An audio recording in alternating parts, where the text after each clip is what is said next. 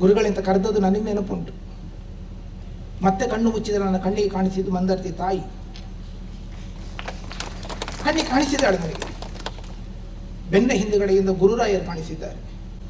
ಶಬರಿಮಲೆಗೆ ಇರುಮುಡಿ ಹೊತ್ತುಕೊಂಡು ಹೋಗಿ ಅಲ್ಲಿಯ ಮೂಲ ಪ್ರಸಾದ ತಂದು ನನ್ನ ಹಣೆಗೆ ಹಚ್ಚಿ ಇವರನ್ನು ಎಬ್ಬಿಸು, ಇವರ ತಲೆ ಮೇಲೆ ಇರುಮುಡಿ ಹೊತ್ತಿಸಿಕೊಂಡು ಬರ್ತೇನೆ, ಇವರನ್ನು ಬದುಕಿಸಿ. ಏನು ಸಂಬಂಧ?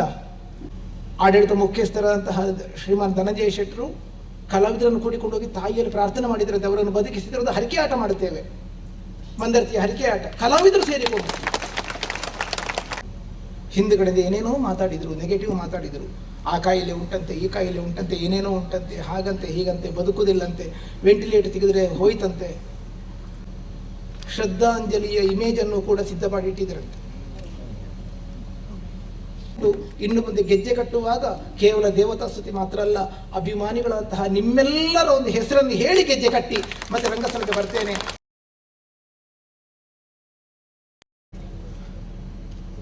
ಗುರುವರಿಯರ ಪಾದಕ್ಕೆ ಸಾಷ್ಟಾಂಗ ಪ್ರಣಾಮಗಳನ್ನು ಸಲ್ಲಿಸಿ ಎರಡು ಮನದ ಮಾತು. ಏನಂತ ಹೇಳಲಿ, ಹೇಗೆ ಹೇಳಿ, ಯಾರನ್ನು ಉದ್ದೇಶಿಸಿ ಹೇಳಬೇಕು? ಈಗ ನಾನು ಪ್ರತಿಯೊಬ್ಬರು ಕೂಡ ನನ್ನ ಕುರಿತಾಗಿ ಪ್ರಾರ್ಥನೆ ಮಾಡಿದವರೇ ಇಲ್ಲಿರುವವರು. ಪ್ರತಿಯೊಬ್ಬರು ಕೂಡ ಬದುಕಿನಲ್ಲಿ ಅಂತಹ ಒಂದು ದೊಡ್ಡ ದುರಂತ ಬರ್ತದೆ ಅಂತ ನಾನು ಎಣಿಸಿರಲಿ, ಯಾರೂ ಎಣಿಸುವುದಿಲ್ಲ. ಪ್ರತಿಯೊಬ್ಬರು ಕನಸು ಕಾಣುವುದು ಸುಖವನ್ನೇ, ಕಷ್ಟ ಬೇಕು ಅಂತ ಯಾರೂ ಬಯಸುವುದಿಲ್ಲ. ಆದರೆ ಕಷ್ಟ ಒಂದು ಬಂದು ಎರಗಿತು. ನಾನು ಡಾಕ್ಟರ್ ನಾಗೇಶ್ ಸರ್ ಹತ್ರ ಹೋಗಿದ್ದೆ. ಅವರು ಪ್ರಥಮ ಚಿಕಿತ್ಸೆಯನ್ನು ಟ್ರೀಟ್ಮೆಂಟ್ ಮಾಡಿದರು, ಆದರೆ ತಡೆದುಕೊಳ್ಳೋದಕ್ಕೆ ನನ್ನ ದೇಹದೊಳಗೆ ಶಕ್ತಿ ಇರಲಿಲ್ಲ. ಆಸ್ಪತ್ರೆಗೆ ಹೋದದ್ದು ಮಾತ್ರ, ಡಾಕ್ಟರ್ ನಾಗೇಶ್ವರನ್ನು ಕಂಡದ್ದು ಮಾತ್ರ ನನಗೆ ನೆನಪಿದ್ದದ್ದು. ಮತ್ತೆ ಒಂದು 8-10 ದಿವಸ ನನಗೆ ಏನಾಯಿತು ಅಂತ ನನಗೆ ಗೊತ್ತಿಲ್ಲ. ಆ ಹೊತ್ತಿನಲ್ಲಿ ಪ್ರಪಂಚದ ಹೆಚ್ಚು ವ್ಯವಹಾರಗಳ ಜ್ಞಾನ ಇಲ್ಲದೇ ಇರುವಂಥ ನನ್ನ ಸಂಸಾರಕ್ಕೆ ಒಂದು ಧೈರ್ಯ ತುಂಬಿದವರಿದ್ದರೆ ಡಾಕ್ಟರ್ ನಾಗೇಶ್ವರು. ಆದ್ದರಿಂದಲೇ ಅವರನ್ನು ನಾನೀಗ ಒಂದು ಅಭಿನಂದಿಸಿದ್ದೆ. ನನ್ನ ಅಣ್ಣನಂತೆ, ನನ್ನ ಮನೆಯ ಹಿರಿಯ ಸದಸ್ಯನಂತೆ, ನನ್ನ ಹೆಂಡತಿ ಮಕ್ಕಳಿಗೆ ಧೈರ್ಯದ ಮಾತು ಕೊಟ್ಟು, ಯಾಕಂದರೆ ಅದು ಡಾಕ್ಟರ್ ಹೇಳಿದ ಮಾತು ಮನೆ ಹೆಂಗಸರಿಗೆ ಬಹಳ ದೊಡ್ಡ ವಿಷಯ. ಅದು ಅವರು ಬದುಕಿ ಬರ್ತಾರೆ, ಅಷ್ಟೇ ಹೇಳಿದರೆ ಸಾಕಾಗುತ್ತದೆ, ಡಾಕ್ಟರ್ ಹೇಳಿದರೆ ಸಾಕಾಗುತ್ತದೆ. ಆ ರೀತಿಯಲ್ಲಿ ಧೈರ್ಯದ ಮಾತು ಹೇಳಿದ್ದು ಮಾತ್ರ ಅಲ್ಲ, ಮಣಿಪಾಲದ ಡಾಕ್ಟರ್ಗಳನ್ನು ಬೇಕಾದ ಹಾಗೆ ಸಂಪರ್ಕಿಸಿ ವ್ಯವಸ್ಥೆ ಮಾಡಿಕೊಟ್ಟಂತಹ ಡಾಕ್ಟರು, ಅವರ ಆರೈಕೆ, ಅವರ ಕಾಳಜಿ. ಕೇವಲ ಅವರು ಮಾತ್ರ ಅಲ್ಲ, KMC ಯಲ್ಲಿದ್ದಂತಹ ಪ್ರತಿಯೊಬ್ಬ ಡಾಕ್ಟರ್ಗಳು ಕೂಡ. ಹಾಗಾದರೆ KMC ಯಲ್ಲಿದ್ದಂತಹ ಡಾಕ್ಟರ್ಗಳು ಯಾರು ಅಂತ ನನಗೆ ಗೊತ್ತಿಲ್ಲ. ಆದರೆ ಅಲ್ಲಿದ್ದಂತಹ ಡಾಕ್ಟರ್ಗಳ ಬೆನ್ನು ಬಿದ್ದು ಹಠ ಹಿಡಿದು ಅವರನ್ನೆಲ್ಲರನ್ನೂ ಕೂಡ ಬೇಕಾದ ಹಾಗೆ ಒದಗಿಸಿಕೊಟ್ಟವರಿದ್ದರೆ ನಮ್ಮ ಕಲಾರಂಗದ ಅಧ್ಯಕ್ಷರು ಹಾಗೂ ಕಾರ್ಯದರ್ಶಿಯಾದ ಮುರಳಿ ಕಡೆಕಾರ. ಎಷ್ಟು ಹೋರಾಟ ಮಾಡಿದ್ದಾರೆ ನನಗೋಸ್ಕರವಾಗಿ, ಎಷ್ಟು ಸಂಘ ಸಂಸ್ಥೆಗಳಲ್ಲಿ ಬೇಡಿಕೊಂಡಿದ್ದಾರೆ. ಅಹರ್ನಿಶಿಯಾಗಿ ಬಹಳ ಪ್ರಯತ್ನಗಳನ್ನು ಪಡುವುದರ ಮೂಲಕವಾಗಿ ಅಲ್ಲಿ KMC ಯಲ್ಲಿ ಹೋರಾಟವನ್ನು ಮಾಡಿದ್ದು ನಮ್ಮ ಕಲಾರಂಗ. ಜೊತೆಯಲ್ಲಿ ಪಟ್ಲ ಫೌಂಡೇಶನ್ ಬಹುದೊಡ್ಡ ನನಗೆ ಆರ್ಥಿಕ ಸಹಾಯವನ್ನು ಮಾಡಿದೆ. ಕೇವಲ ಅವರು ಮಾತ್ರ ಅಲ್ಲ, G. ಶಂಕರಕೃಷ್ಣವರು ಬರಬೇಕಾಗಿತ್ತು, ಆದರೆ ಮಾರ್ಚಿನ ಲೆಕ್ಕಾಚಾರದ ವ್ಯವಹಾರಗಳ ಕಾರಣಕ್ಕೋಸ್ಕರವಾಗಿ ಸಾಧ್ಯ ಆದರೆ ಬರ್ತೇನೆ ಅಂತ ಹೇಳಿದರು. ಜೊತೆಯಲ್ಲಿ ಮಾರಣಕಟ್ಟೆಯ ಮಂಜರು ಅವರೂ ಸಹಾಯವನ್ನು ಮಾಡಿದ್ದಾರೆ. ನಿನ್ನೆ ದಿವಸ ಬಹುದೊಡ್ಡದ ನಾಗಮಂಡಲ ಬೆಳಿಗ್ಗೆವರೆಗೆ ನಡೆದಿದೆ.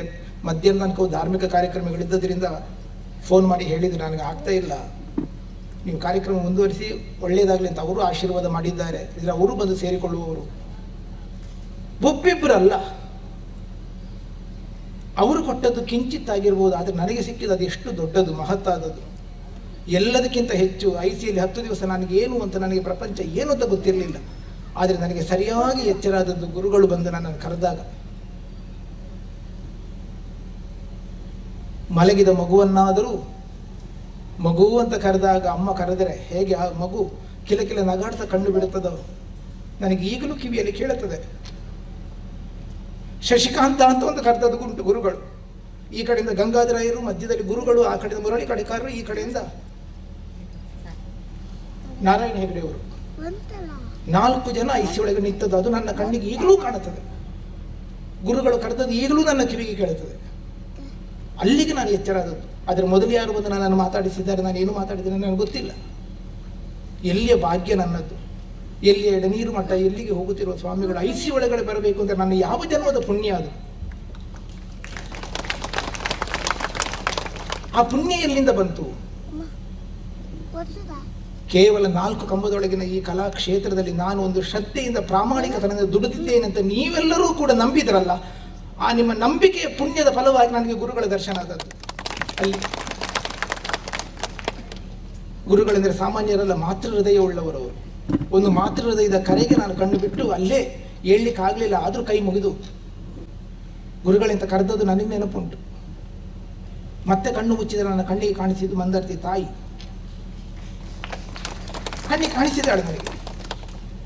ಬೆನ್ನ ಹಿಂದುಗಡೆಯಿಂದ ಗುರುರಾಯರು ಕಾಣಿಸಿದ್ದಾರೆ. ಎಷ್ಟೆಷ್ಟೋ ಜನ ಹರಕೆಯನ್ನು ಹೇಳಿಕೊಂಡದ್ದುಂಟು, ಐಸಿ ಒಳಗಡೆ ಬಂದು ಪ್ರಸಾದ ಕೊಟ್ಟದ್ದುಂಟು, ಶಬರಿಮಲೆಗೆ ಇರುಮುಡಿ ಹೊತ್ತುಕೊಂಡು ಹೋಗಿ ಅಲ್ಲಿಯ ಮೂಲ ಪ್ರಸಾದ ತಂದು ನನ್ನ ಹಣೆಗೆ ಹಚ್ಚಿ ಇವರನ್ನು ಎಬ್ಬಿಸು, ಇವರ ತಲೆ ಮೇಲೆ ಇರುಮುಡಿ ಹೊತ್ತಿಸಿಕೊಂಡು ಬರ್ತೇನೆ, ಇವರನ್ನು ಬದುಕಿಸಿ, ಏನು ಸಂಬಂಧ? ಅಂತಹ ಪುಣ್ಯಾತ್ಮರಿದ್ದಾರೆ. ಎಷ್ಟೋ ಜನ ಈಗ ಫೋನ್ ಮಾಡಿ ಹೇಳ್ತಾರೆ, ನೀವು ಒಮ್ಮೆ ಫ್ರೀ ಇದ್ದಾಗ ಹೇಳಿ, ನಾನೊಂದು ಹರಕೆ ಹೇಳಿಕೊಂಡಿದ್ದೇನೆ, ನಮ್ಮ ದೈವಸ್ಥಾನಕ್ಕೆ ಒಂದು ತುಲಾಭಾರ ಸೇವೆ ಉಂಟು, ಒಂದು ರಂಗಪೂಜೆ ಉಂಟು ಎನ್ನುವ ಹಾಗೆ. ಅಭಿಮಾನಿಗಳ ಹರಕೆ ಆಯಿತಲ್ಲ. ಒಬ್ಬ ಕಲಾವಿದನಂತಹ ನನ್ನನ್ನು ವೃತ್ತಿ ರಂಗದಲ್ಲಿ ಒಂದು ಅಸೂಯೆ ಅಂತ ಒಂದುಂಟು, ಸಹಜ, ಅದು ತಪ್ಪಲ್ಲ. ವೃತ್ತಿ ಮಾತ್ಸರ್ಯ ಅಂತ ಎನ್ನುವಂಥದ್ದು ದೊಡ್ಡ ದೊಡ್ಡ ಉದ್ದಿಮೆಗಳಲ್ಲಿ ಉಂಟು, ಚಿತ್ರರಂಗಗಳಲ್ಲಿ ಉಂಟು, ಎಲ್ಲ ಕ್ಷೇತ್ರಗಳಲ್ಲಿ ಉಂಟು. ಆದರೆ ನಮ್ಮ ಈ ರಂಗಸ್ಥಳದಲ್ಲಿ ನನ್ನನ್ನು ಕಲಾವಿದರು ಎಷ್ಟು ಪ್ರೀತಿಸಿದರು, ಎಷ್ಟು ಜನ ಕಲಾವಿದರು ಹರಕೆ ಹೇಳಿಕೊಂಡ್ರು.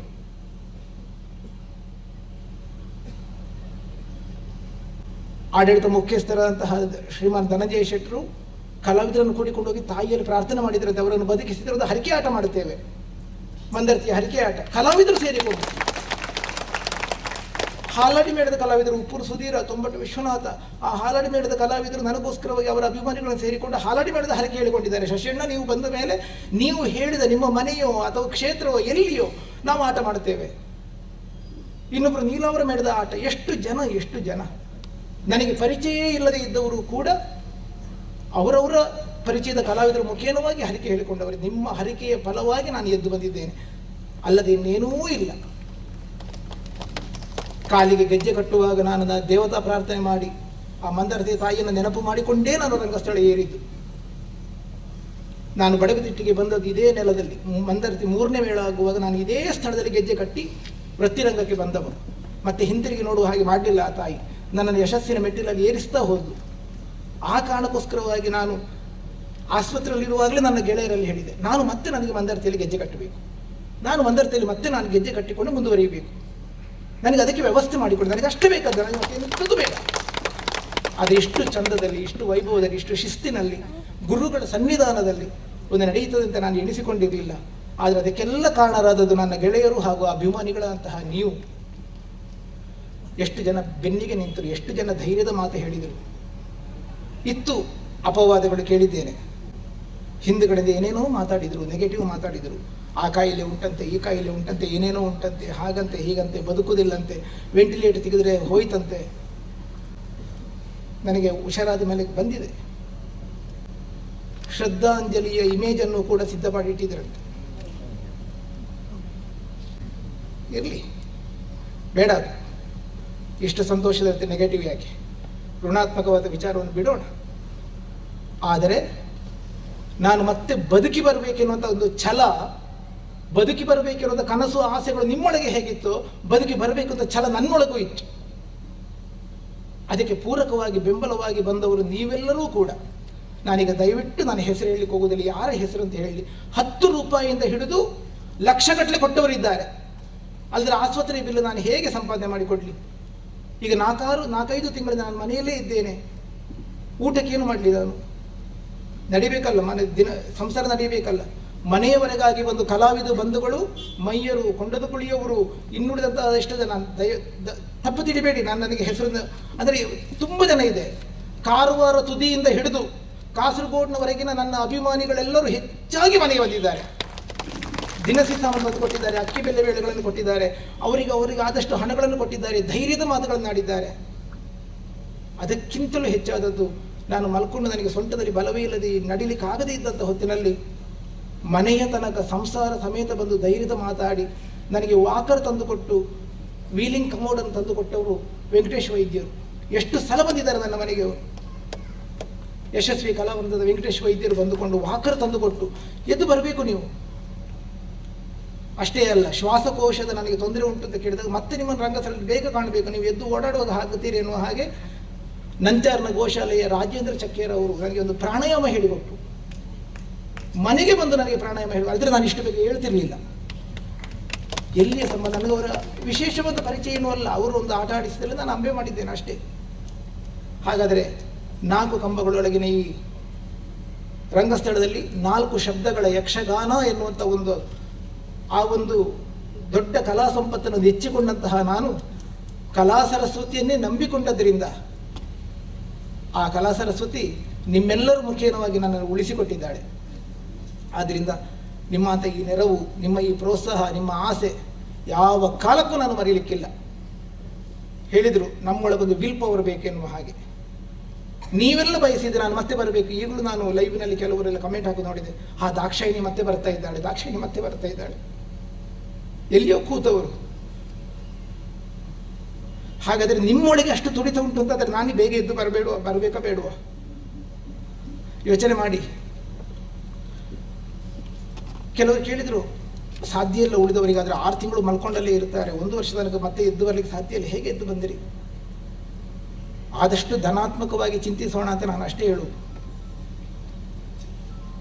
ಬೇಕಾದರೆ ಯೋಚಿಸುವ, ನಾವು ಒಂದು ಗಳಿಗೆ ಒಂದು ನೆಲ್ಲಿಕಾಯಿ 4 ತುಂಡು ಮಾಡುವ, ಸ್ವಲ್ಪ ಉಪ್ಪು ಮತ್ತು ಖಾರ ಹಾಕುವ, ಬಾಯೊಳಗೆ ಹಾಕಿ ಜಗಿಯುವ, ಏನಾಗುತ್ತದೆ? ಹೆಚ್ಚು ಕಡಿಮೆ ಒಂದಿಷ್ಟು ಜನರ ಬಾಯಲ್ಲಿ ನೀರು ಬಂದಿರ್ಬೋದಲ್ಲ. ಹಾಗಾದರೆ ನಾವು ಏನನ್ನು ಯೋಚಿಸ್ತೇವೋ ನಮ್ಮ ಮೆದುಳು ಅದಕ್ಕೆ ಸರಿಯಾದ ಚಿಂತನೆಯನ್ನು ಮಾಡಿ ನಮ್ಮ ದೇಹವನ್ನು ಸಿದ್ಧ ಮಾಡುತ್ತದೆ. ಅದೇ ರೀತಿಯಲ್ಲಿ ನಾನು ಆಸ್ಪತ್ರೆಯಿಂದ ಇದ್ದು ಮನೆಗೆ ಬಂದಾಗ ನಾನು ನೆನಪು ಮಾಡಿದ್ದೆ ಮಂದಾರ್ತಿ ತಾಯಿಯನ್ನು, ನಿನ್ನ ರಥೋತ್ಸವ ದಿವಸ ನಾನು ಗೆಜ್ಜೆ ಕಟ್ಟಿ ನಿನ್ನೆ ಎದುರು ನಿಲ್ಲುವ ಹಾಗೆ ಮಾಡಬೇಕಮ್ಮ ನೀನು. ನಾನು ಬಂದಿದ್ದೇನೆ ನಾನು ಗೆಜ್ಜೆ ಕಟ್ಟಿರುವ ಆವಾಗಲೇ ಯೋಚನೆ ಮಾಡಿದೆ, ಮುಂದಿನ ಯುಗಾದಿಯ ದಿವಸಕ್ಕೆ ನಾನು ಮತ್ತೆ ಮೇಳಕ್ಕೆ ಹೋಗುವಾಗ ನೀನು ನನ್ನನ್ನು ಸಿದ್ಧತೆ ಮಾಡಿಕೊಡು. ಅದನ್ನು ನಡೆಸಿದ್ದಾಳೆ ಆ ತಾಯಿ. ಆದ್ದರಿಂದ ಆ ತಾಯಿಯನ್ನು ನಾನು ಯಾವ ಕಾಲಕ್ಕೂ ಮರೆಯುವುದಿಲ್ಲ, ಮರೆತದ್ದೂ ಇಲ್ಲ. ಬಣ್ಣ ಹಚ್ಚುವಲ್ಲಿಂದ, ಗೆಜ್ಜೆ ಕಟ್ಟುವಲ್ಲಿಂದ, ರಂಗಸ್ಥಳ ಏರುವಲ್ಲಿಂದ ದಿನನಿತ್ಯ ಅವಳ ಪ್ರಾರ್ಥನೆಯನ್ನು ನಾನು ಮಂದಾರ್ತಿ ಮೇಳಕ್ಕೆ ಸೇರಿದಂದಿನ ಮಾಡ್ತಾ ಬಂದಿದ್ದೇನೆ. ಆ ತಾಯಿ ನಿಮ್ಮೆಲ್ಲರ ಮುಖೇನವಾಗಿ ನನ್ನನ್ನು ಉಳಿಸಿಕೊಟ್ಟಿದ್ದಾಳೆ. ಆ ನೆನಪು ನನಗೆ ಈಗಲೂ ಉಂಟು. ಇನ್ನು ಮುಂದೆ ಗೆಜ್ಜೆ ಕಟ್ಟುವಾಗ ಕೇವಲ ದೇವತಾ ಸ್ತುತಿ ಮಾತ್ರ ಅಲ್ಲ, ಅಭಿಮಾನಿಗಳಂತಹ ನಿಮ್ಮೆಲ್ಲರ ಒಂದು ಹೆಸರನ್ನು ಹೇಳಿ ಗೆಜ್ಜೆ ಕಟ್ಟಿ ಮತ್ತೆ ರಂಗಸ್ಥಳಕ್ಕೆ ಬರ್ತೇನೆ. ಆಗ ನಾನು ಊರುವ ಕಾಲು ಅದು ಜಾರುವ ಕಾಲಲ್ಲ, ಅದು ನಿಲ್ಲುವ ಕಾಲ ಆಗುತ್ತದೆ. ಯಾಕೆಂದರೆ ನನ್ನ ಉಸಿರಿನ ಜೊತೆ ನಿಮ್ಮೆಲ್ಲರ ಉಸಿರು ಕೂಡ ಸೇರಿಕೊಂಡಿರ್ತೇವೆ ಎನ್ನುವಂಥ ವಿಶ್ವಾಸದಿಂದ ಮತ್ತೆ ಮತ್ತೆ ಮತ್ತೆ ಮತ್ತೆ ನಾನು ನಿಮಗೆ ನಮನವನ್ನು ಸಲ್ಲಿಸ್ತಾ ಇದ್ದೇನೆ. ಕೆಲವರ ಹೆಸರು ಬಿಟ್ಟು ಹೋಗಿರ್ಬೋದು, ಅಥವಾ ಕೆಲವೊಂದಿಷ್ಟು ಮರೆತು ಹೋಗಿರ್ಬೋದು. ಮತ್ತೊಂದು ಹೇಳಬೇಕಾದದ್ದು, ಹೊಗಳಬೇಕಾಳುಗಳ ಕೆಲಸ ಮಾಡಿದ ಮೇಲೆ ಒಂದು ವಚನ ಉಂಟು, ಕೊನೆಗೆ ಬರುತ್ತದೆ, ಹೊಗಳಬಾರದು ಮಗನ. ನಮ್ಮ ಸಂಸಾರವನ್ನು ನಾವು ಮತ್ತೊಬ್ಬರ ಎದುರು ಹೊಗಳಬಾರದು ಅಂತ. ಆದರೆ ನನ್ನ ಬೆನ್ನಿಗೆ ನಿಂತವಳು ನನ್ನ ಹೆಂಡತಿ ದೇವಿಕಾ.